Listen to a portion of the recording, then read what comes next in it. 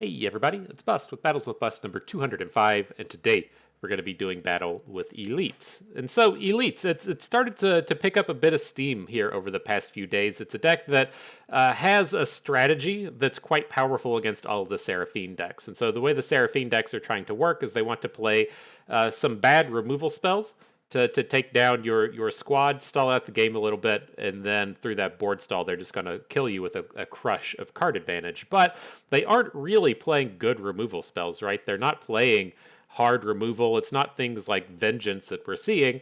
It's a bunch of like 1 damage pings and then a bunch of things like Mystic Shots. And so if you're able to put a wide variety of 3 health plus units on the board, the opponent tends to have to spend 2 and sometimes 3 cards just to kill a single unit. It really wears down their strategy when you come at them with a collection of big bros. And that's what the elites are pretty reasonably able to do, right? We have a lot of just 3 health units, kind of starting with the Vanguard Defender on the rest of the way down.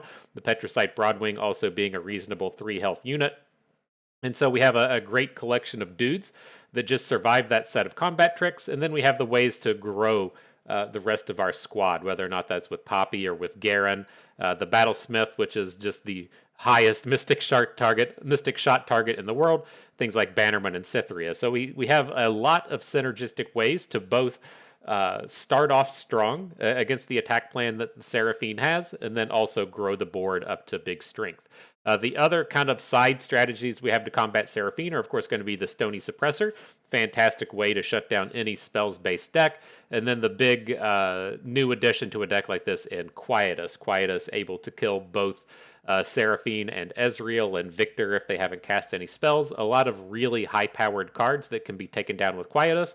And then it's a card that also just makes really strong tempo plays in what turns out to be a curve deck oftentimes if we play a unit on turn 2. Then from turn 3 forward, we're probably spending all of our mana on units. And so having just 1 mana banked up across the way that we can spend on our Quietus is quite helpful. And so that's the main big boogeyman of the format right now. We should be strong enough against it. The other one is, of course, going to be Vayne. And here we are going to be a little bit weaker against Vayne. These go-wide unit-based strategies aren't super strong.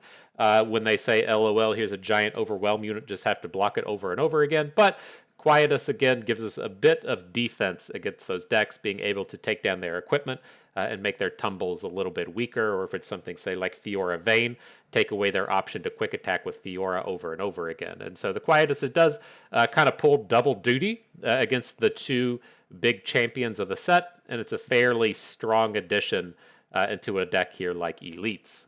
And so that's what we'll be doing battle with today. I'm ready. I hope you are too. But before the battles begin, you know what we have to do. We have to go and pay the pay-to-win price. And it's appropriate that it's going towards the Quietus. This is one that, as we were kind of talking about the tempo play aspect of Quietus, it's one that's really kind of surprised me we haven't leveled up to this point, because it's incredibly strong and it works, exceptionally well in really aggressive decks. It's just not something that we currently got together. And so maybe another day for him, but you get the treatment eventually. You got it now. Feels good. All right, up against the old Jax Vayne. Let's see if we can't boom on old Jax's equipment here a little bit. And so with this, I'll hang on to the 2 Cythereas to give us a reasonable curve in the early game, and then I'm going to cycle and try to find a little bit more power. You could make an argument for hanging on to the Ranger's Resolve against what should be a couple of board presence based decks, but I worry about just the raw power level that we're going to be getting out of these Cythereas. They aren't the strongest thing that we're going to be adding to the board, and I just want to try and find a little bit more punch, something that really plays to that build around board control strategy, like a Vanguard Sergeant or a Poppy or something just to boost everyone. But the Rangers Resolve say, F you, bro. You don't want me. Well, I got something to say about that. So I'm going to show up in full force. All right, let's see if we end up using it here. Aegeus is annoying, so we'll just hook it out of the way with one of our Broadwings, try and punch in a bunch of damage. I'd assume he's not going to be really interested in dropping another unit on the board in the face of a Broadwing.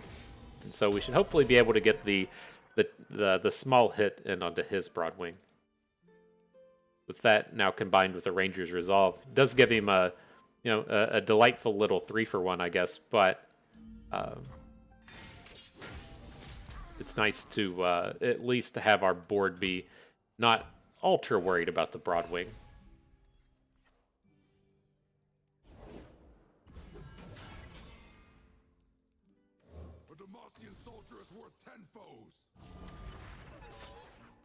Interesting, he chose to just not make scout attacks. Very surprised to see that. He's out of mana here. This is a really strong turn. Like, why would he play the Defector and then just not use it? This is... I don't know what the angle is here. I wonder if he just misclicked. But this is the downside now is we don't have a lot to just add to the board. Can't really do anything here. I don't think we're going to get attacks in this turn, so I'm just going to add Battlesmith and look to pass.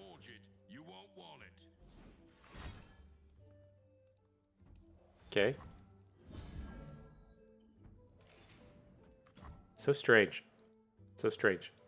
I'll take the 8 damage. It's not that big of a deal, but I'm bamboozled in terms of what has happened. It feels like I feel like what probably happened last turn was he meant to push the Night Ranger into the attack space and then just clicked really fast. And it was too quick, and he knew that he made a mistake, but didn't have the chance to bring back the attack. All right, so how do we handle this? It doesn't look particularly great for us. We're gonna have to take quite a bit of damage from the bird. We can drop a 4 Demacia this round, but it doesn't feel like it does enough. At least shuts down the Night Ranger Defector. And I think it gets us to a space to where we just have to block the Harpy once. Then hopefully we can get his board cleared off next turn.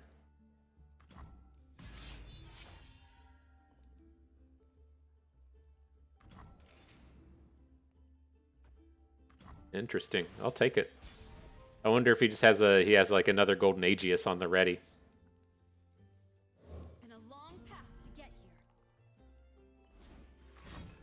And we're 1 damage short. Maybe we should have got that suppressor on the board last turn, right? But we attack with everybody. We hook with the Broadwing. He blocks Cytheria. That's going to be 1 short. I think we still just have to start bringing it, but not awesome. At least the upside with this is we get to play the Ranger's Resolve. Our Cytheria survives, we kill off the Night Ranger Defector, and then we still have some blockage we can do in the face of the Harpy.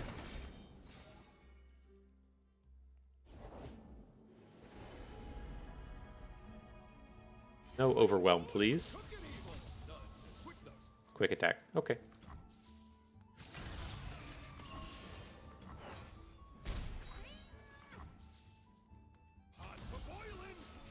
Pots a-boilin'.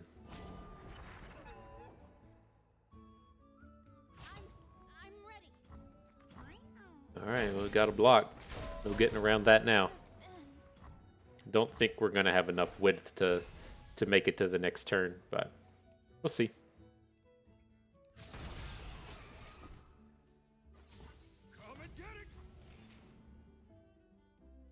Interesting. Why would you not make the scout attack?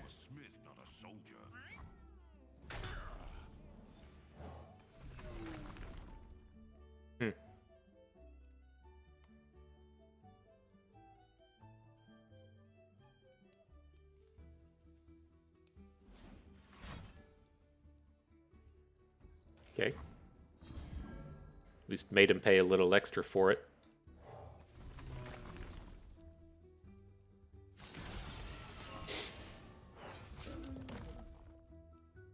Well, he might.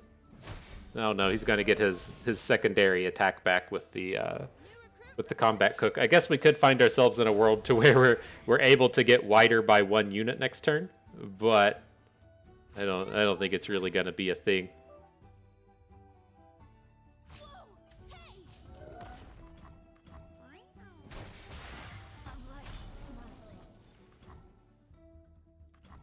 All right, team, who you got for us? We need a lot to go right.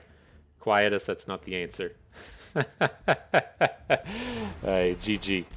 That's tough. I'm pretty sure we nailed what happened there. He just attacked with the wrong unit. Maybe not. He's doing that. He brought that play back to where he was trying to do stuff with the scout unit, but with the scout unit and the rally. But I'm pretty sure that was right. But I don't know. We had the opportunity there to get that last unit on the board and just didn't do it. So it's a tough space seeing them fall to 1 when you could have got that guy on the board. All right, on to the next one though. Doing battle with old Hecarim Zed. We'll get rid of the Ranger's Resolve. I kind of like it here. just to give our width some protection. Maybe we will just hang on to this whole thing.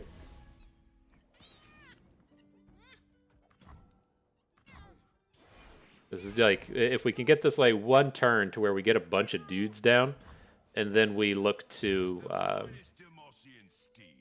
like Ranger's Resolve to have everyone survive. Like just so much opportunity to then like crush back on the next turn. So I won't spend it here. I feel like we'll get a better one once we have a fuller board.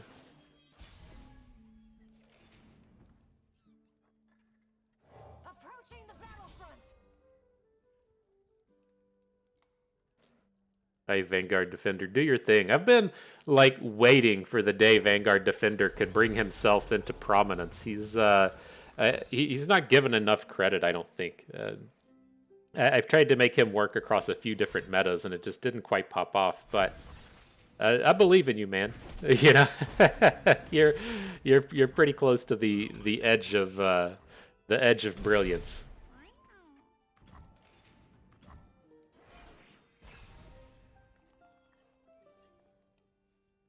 Right, all right. We got the strong blocking crew now. Gonna have double large Vanguard Defenders, and opponent says, nah. Nah, that's too much, bust. Bring in too much heat.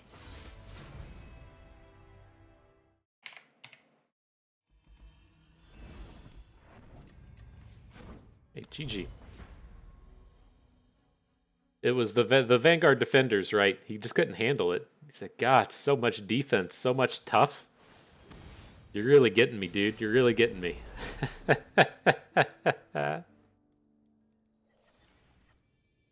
All right, next battle though. I've never been like super impressed with the Stony Suppressors against Poppy, or I'm sorry, against Nami, but I don't think it's worth mulliganing away here. It can stop their game plan a little bit, but it's very easy to see like the Nami deck and be like, oh, Nami and Fizz, they want to play a lot of spells, but it's not in the same way that you see it played out of the say like the Seraphine decks.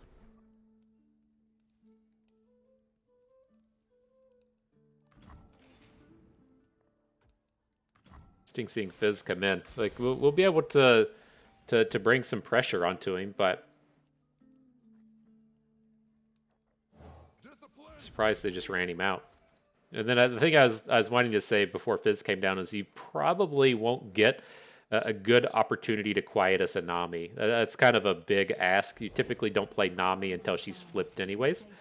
And so it of course would be cool if we could, but I have low expectations in that sense.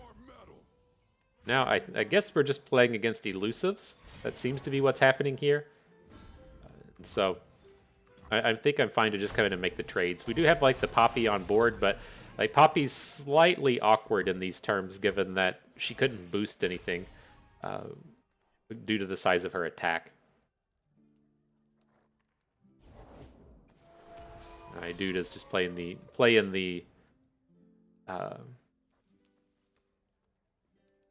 whatchamacallits, elusives.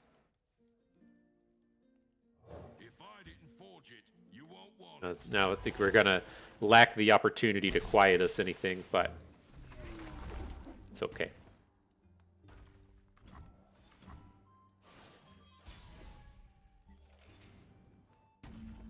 I just know the heroes around here somewhere. All right, Poppy online.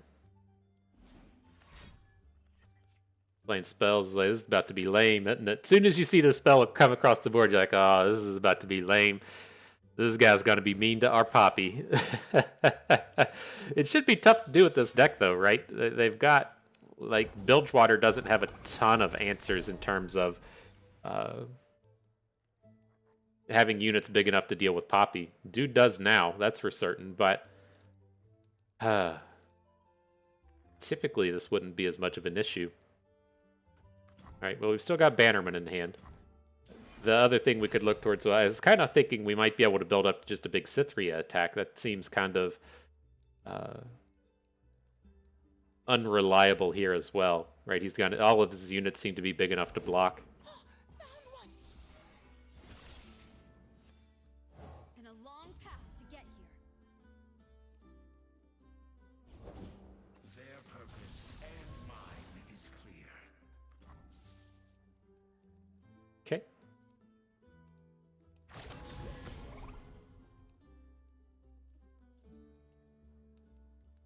Coming in with them elusives, nothing we can do about it. No sharp sights to be found in our list today. Ooh, how bad is this? I mean, just straight up attacking with the Varus. If he gets to play like one spell, right, he can give him +4 attack. Has to be one of those. Has to be one of the double +1 attack things to give him +4 attack.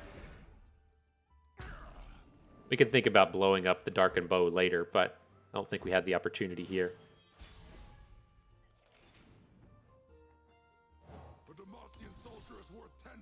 Alright, let's get all these stats on board. See where that gets us.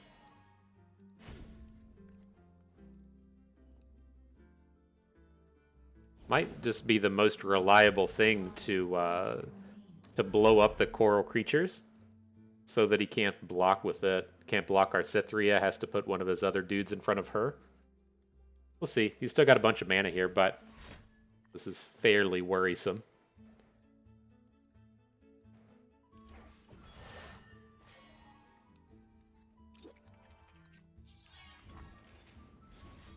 Alright, quiet us under the coral creatures. Look out, bruh.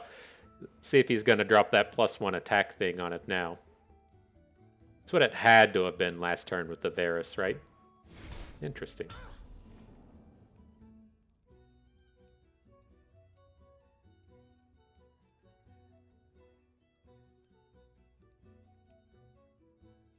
Alright, well, I'm ready to present my stats to the red zone. There he is. We know he had it. Why is he doing it now, though?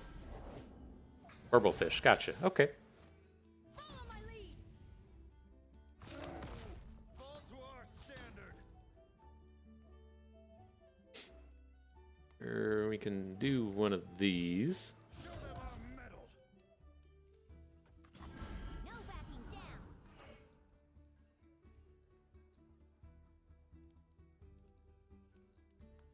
Reasonably sized squad. Know what we are. He's canceled the lethal right there. That's pretty disappointing. That's why this is like this Burblefish block onto Cythria is exactly why I wanted to take down that coral creatures, right? Because this attack is pretty ignorable for the most part after that, without getting that 8 damage in, and so it's kind of a bummer he was able to come up with the Burblefish there. All right, we're dead though. GG. Not quite aggressive enough. I wonder if we should have gotten to attacking a little bit more earlier. I feel like we gave up on some trades.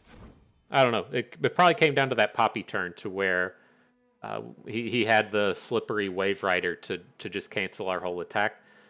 I wonder if we should have just went ahead and attacked in there anyways to either got the more damage or got the bigger units or traded off on some of his smaller plays. It sucks to lose Poppy like that, but I think the no attack on that turn was probably our mistake in that one. All right. So, man, I know I mentioned a few videos ago. It's a very important topic, but the greatest food in the world. Not sure who does the better job. If it's the food from Mexico or the food from Thailand, it's a tough guess, you know. But one of them has to do it better. I don't have the answer, but they're definitely the top one and top two.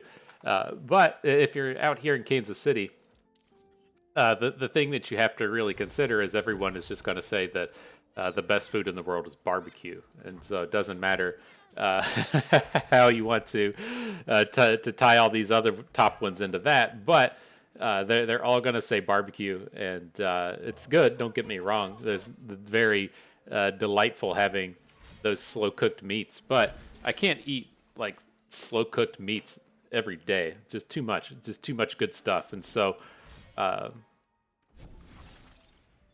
The way this is all starting to kind of tie together is out here, someone has decided that they were going to take their Thai food and then do a fusion thing with the barbecue. Oh, it's so fucking good. I went there last night. It was quite delightful. Now, the continuation of this story is a lot of Thai food comes hot. Like, for the most part, you get to decide what you want in terms of, like, it's usually like a 0 to 5 scale. My kind of go-to Thai place, they tend to kind of, like, stop with jalapenos. Like, you can get scorched if you want it, but for the most part, their menu stops at jalapeno, which I'm fine with. Like, but at this place I went to last night, the Thai barbecue place, they're just like, well, this is what you get. It's kind of hot. Enjoy. And yeah, that was the end of the story. That's where they stopped, and you didn't get to choose. And it was like right to that point to where, if I had a decision, if they said like, do you want this a little bit hotter or a little bit like less hot, I'd say less. But it wasn't to the point where I was like upset about it. So it wasn't like too harsh. But then when you go to poop today, that's when the real joy hits, right? I don't know how these dudes, if you ever watch like Hot Ones on YouTube, where they go through all the ridiculous hot sauces and eat them. Like, I figure that first day is manageable, right? It's like you're going through, you're eating the hot sauces. Like, it sucks. It's not going to feel good. But I would think that that's manageable. I think that the real trial and tribulation comes in the next day. When they go out your other hole. And that's what we kind of had today.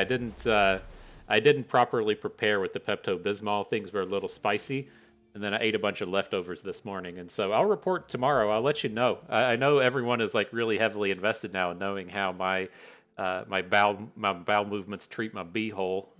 the level of heat we have on the way out compared to the way in, but I'm hopefully prepared now. Again, I drank some Pepto this afternoon. I think we're okay. All right, so up against Swain Misfortune, bringing the Legion rearguards. I'm all about what you're doing here, Marshall RJ. You are the true champion of the world. So here, looks like we're going to be taking 3 damage either way. Let's go ahead and play the Defender since it can block the Saboteur. If it gets a complete shutdown, that's huge. I really appreciate that. Buy us all kinds of time here.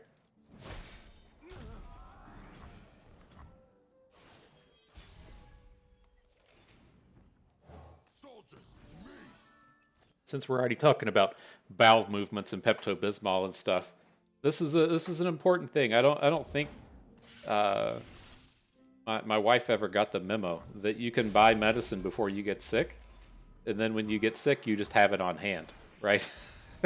And so, for a lot of different things, I just kind of let it go. If you of course have like headache medicine on board, but like cold and flu, maybe not. Maybe that's something you don't have. But if you're about to get the shits, then you most certainly want to have that on hand. You don't want to be like crab walking down to the CVS, just squeezing cheeks, hoping that you make it to the Pepto-Bismol aisle before there's an accident. And it really kind of blew my mind that she was like, why do you always keep this stuff around? It's like, well, you don't know, man. You don't know when shit's going to get real or not. And so I like to be prepared. So I was prepared this morning. I had some Pepto on hand. But, so I guess some people don't believe in being prepared like I do. They just don't believe in it, man. All right. Back to the action, though. What do we got here? I think I'm okay to trade the Vanguard Sergeant with the Mirai Warden. Maybe that's just a little too much. If we're going to be picking up with Cythrias a couple turns from now and 4 Demacias, we could probably get a decent combat without using it. But here's my new thing is, if he's gonna kill Garen this round, he's gonna need to use a Ravenous Flock. He could have 2 cards, sure, but the easy kind of way to kill Garen is gonna be with a Ravenous Flock. And if he wants to Ravenous Flock Garen, he's gonna have to block with the Mirai Warden. And so I think that may open us up to some space to where this Garen is actually a little bit safer, in that if he wants to take down the high-valued play, he's going to have to block onto him. So it looks like he just doesn't have the flock. That's okay, but I think I still like our idea and our angle here. And if he wants to take down the high-valued play, then the Vanguard Sergeant's going to be safe.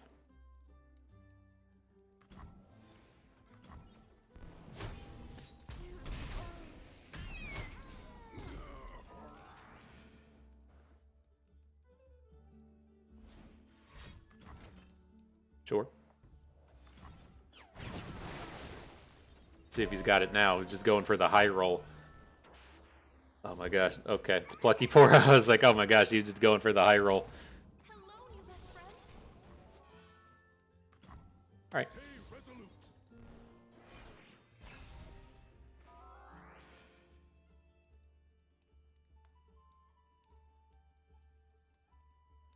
Well, let's see what happens. We have the opportunity here to get the double Cithria down so that we can put Fearsome across all of our units. Make these little Poros a little less relevant. I'm kind of on board with that. The thing to watch out for here with Swain is I would almost assuredly say opponent doesn't have a Ravenous Flock in their hand, right? They most certainly would have killed Garen last round, but if they have a Swain in their hand now, then they do have access to this fresh Ravenous Flock, and so there would have been a little bit of worry in terms of blocking Swain if he chose to attack with him, but the Swain would also have to survive the combat in that sense, so maybe it was worrying about nothing. Uh-oh. Bringing some of them juicy emotes in here. GG. Marshall RJ, if you want to come back, watch this game later and learn how to protect yourself from bowel movements. Get the real get the real knowledge. I don't know what these other streamers are teaching you all. If they're giving you these good bits of life knowledge along the way, or if they're just 100% serious. I don't have time to watch everybody, but nobody's been dropping this knowledge on me. Got old man Bust out here giving me the good stuff. All right, let's see what we can do here against the old Action Sivir. The Quietus is, a pretty reasonable option against Action. If you can find a space to just, drop it. You can, of course, combat trick out of it, but it's a capable spell of taking him down.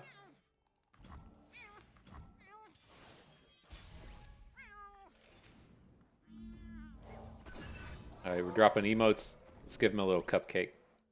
Just a little bit of that, a little taste.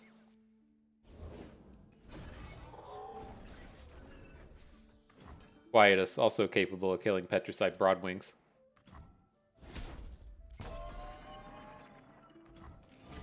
Quietus, also capable of killing Galios. If you manage to pop that spell shield, you can take him down with a Quietus as well. Nothing better than getting your 7-mana champion boomed for the low price of 1 mana.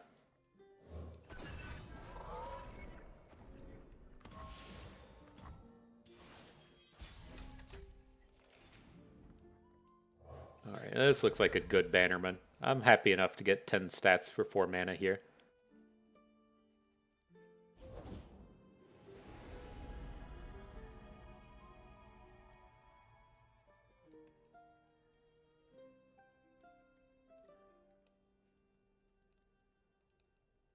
Alright, the big decision. What you take in Combat Cook?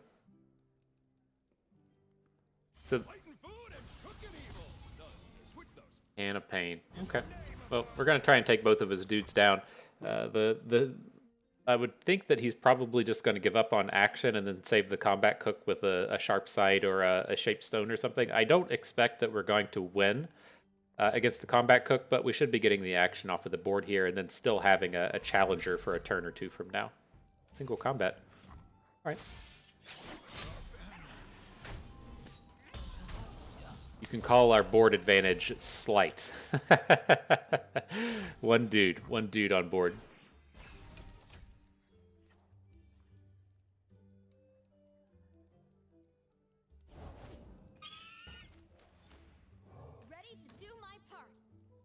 Bringing birds, I know what bringing sivers. Okay. it's a living.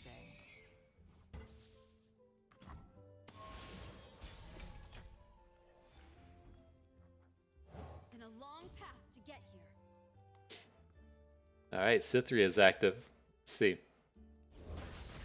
I'm curious what like opponent's angle is here at the end of the day. It's like he had some options to protect the Sivir and just didn't go for it. I mean, we can still do something like this. And then if he wants to try and block Cythria with Sivir, you know, that's a fairly tough combat to win. It wins with a sharp sight, doesn't win with a shaped stone. A lot of it would just come down to which combat tricks they're actually playing. This is what I suspected here. It feels like opponents worried about us having a combat trick, and so they aren't quite willing to get involved in these combats. But it's what it feels like. Now the slightly awkward moment that we can't Galio and Golden Aegeus in the same turn, and so got to wait until next turn to try and pull off those shenanigans. At least opponent's not in a space to where they're about to lethal us. Right? Shouldn't be able to take us down from 20 in this spot.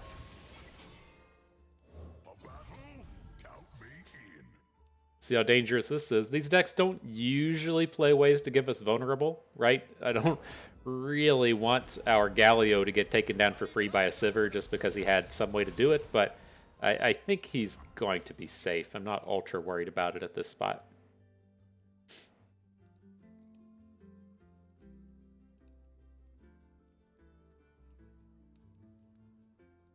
Business as usual. Coming in with those juicy fearsomes, huh?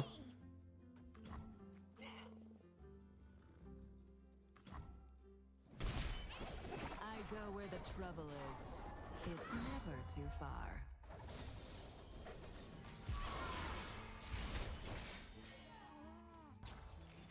All right, let's see what we can do on this next turn. We're hurting here.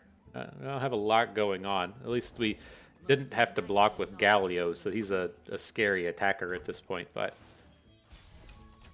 not the best board we've ever had.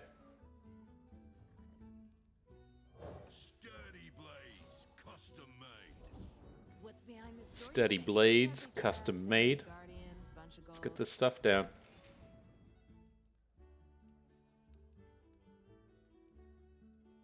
I don't make them for the shelf. I trained for this. All right, looks like we're primed and ready to lose our Galio. Not a lot we can do about that, but if he's able to take down Sivir in the combat, then that feels like a win. I mean, we can't keep him back. We have the Golden Aegeus in hand. Maybe that's the way to go about it. And we could just Aegeus our Galio and send him in. This is like, we're just going to trade Galio into the Treasure Seeker at that point, though. That's all. Oh, too much salt.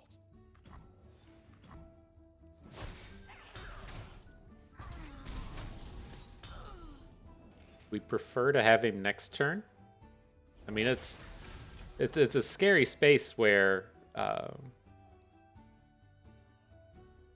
like we're just so short of lethal. We don't kill anything now.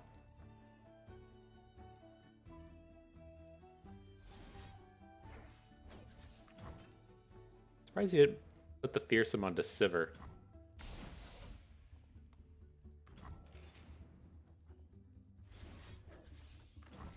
But right, this is the real bummer of the day, is that he's still got this Waking Sands. If we could attack with our Galio and then have him, oh my gosh, he didn't bring it. Interesting. Well, Galio's lethal at this point. Nothing personal. That seems like a bit of oversight when you have the Waking Sands in hand. I'm not exactly sure what he was waiting on there, but it was enough for us to achieve that sweet victory. Look behind, you can come back, learn about bowel movements later too.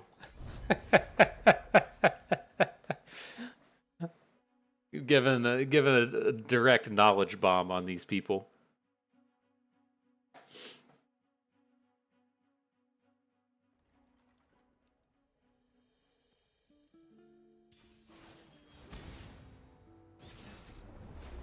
Back to Jack's Vein.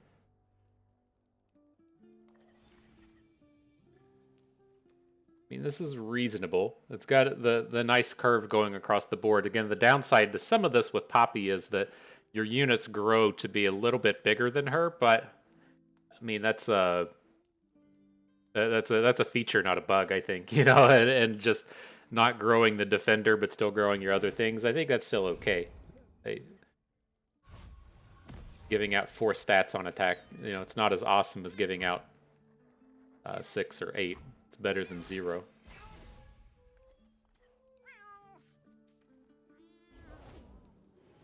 All right, Cytherea was a nice draw. Ready to bring in the stats.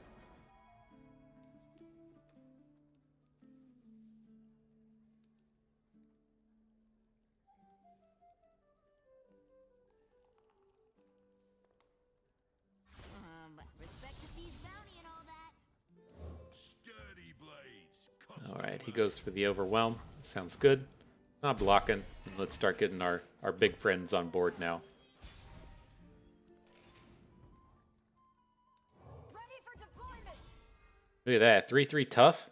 You're so meaty, Vanguard Defender. Must feel nice. Must feel nice. Let's just go ahead and send him in. I don't quite want to just throw away the Cytherea. I think we'll get a little bit more value out of her than just trading her with the Ionian Hookmaster. I'm okay with her, like, trading a turn or two from now, but it's like we have this Ranger's Resolve in hand, and I don't really want to just trade Ranger's Resolve for this Hookmaster. Because I kind of feel like we're both going to have these big, like, 3 and 4 and 5 unit boards, and we should get a really strong 2-for-1 in a couple of turns from now.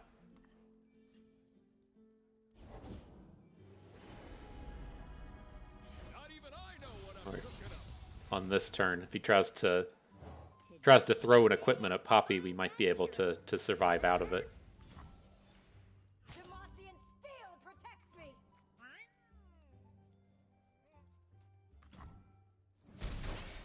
Should have stuffed the fish in. He's got to have like a fish throw or whatever it's called, right? Fish slap. It's just too bad of a board for him to not have it. And man, I wish you could see how much these were going to do. Like, I know that the fish slap here is going to deal 6, but I really wish you could Oracle's Eye that. I don't feel like Riot gets enough credit for just how purely awesome the Oracle's Eye is. If you've taken a small break over this past week to play a little bit of Marvel Snap, and then you sat there and tried to do a bunch of like finger counting and figuring out how much damage you were about to do to some shit, and then you realize this would be a lot easier if I could just put all this shit on the board and push the Oracle's Eye.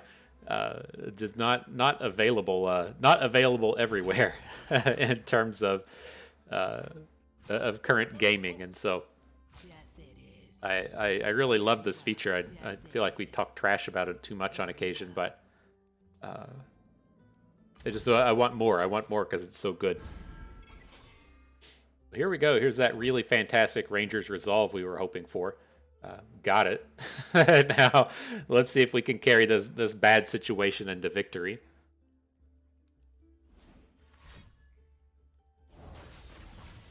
Sure. Not particularly worried about losing our Battlesmith. We don't have too much elites coming on any further.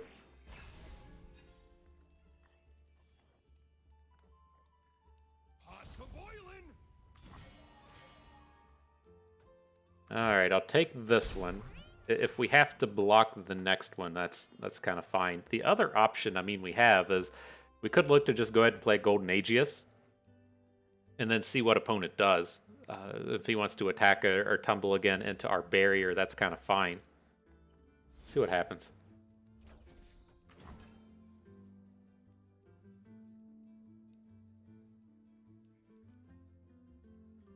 And if he is he gonna do a concerted strike our dude? That sounds really bad for opponent.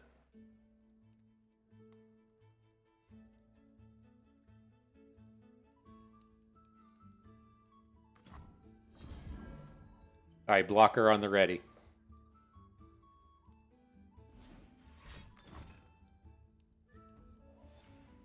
Okay. All right, team. Adventure time. All right, Poppy, let's do our thing.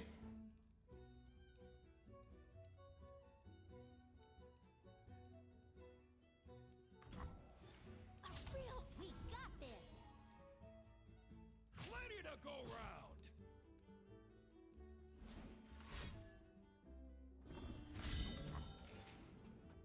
Kind of annoying, but sure. Alright, how do we win this one now? This feels like a tough win. I thought that I had great visions of our barriered unit taking us on to victory, but I don't think that's going to be the case.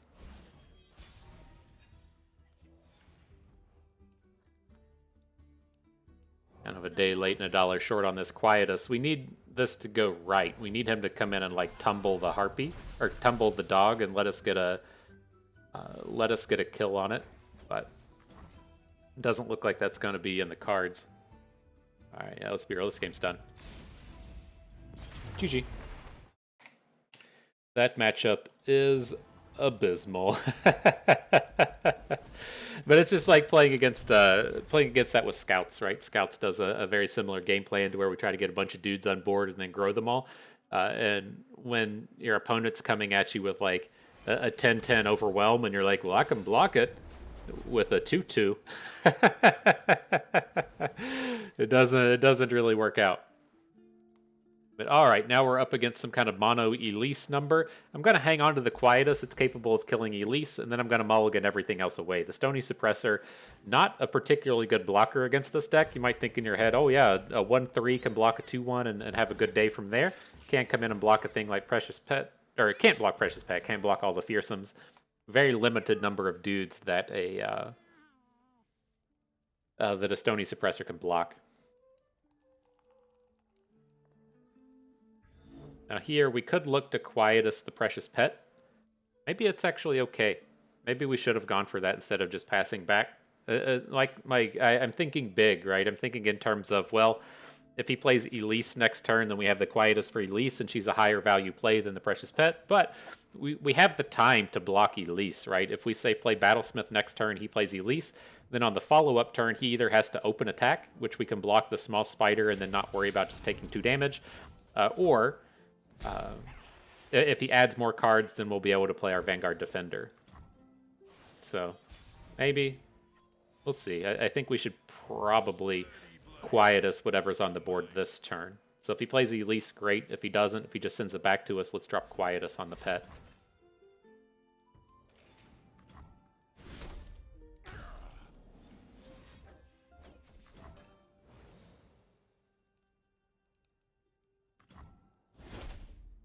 I like what he's about to write. That if he has another 1-drop, see, it's a lot of potential for those really tempo style Quietuses, especially if you get to kill like a 2-drop or a 3-drop for 1 mana. That's why I was saying at the beginning of the video, I was kind of surprised that we haven't upgraded our Quietus yet, given that it has so much potential in these kind of Shadow Islesy tempo decks, and we just never really found the right home.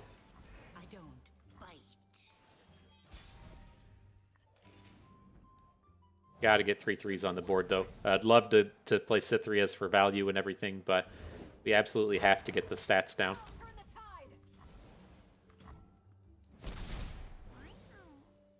Okay, Obedient Drakehound coming at us. Look at all these aggros. I love what you're about, my dude. I love it.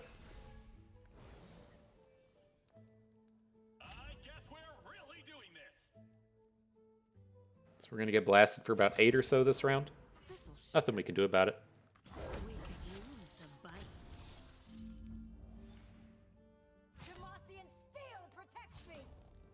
Fall to 5, barely out of the decimate range. Fall to 1, firmly within the decimate range. New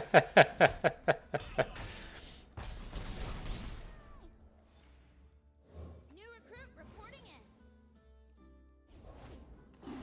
in. And firmly dead. GG. So yeah, I think I like that idea with the Quietus. If we, I guess, right, we should have just played it on the first turn. I think that if we could go back and do that one over again, I kind of convinced myself after we already passed that that would have been the way to do it, right? It feels like a win for us if it's on turn 3 and he's just open attacking with an Elise for 2 damage, and then if he doesn't open attack and we get to put the 3/3 on board to now block the Fearsomes, I think that leaves us in a pretty good spot.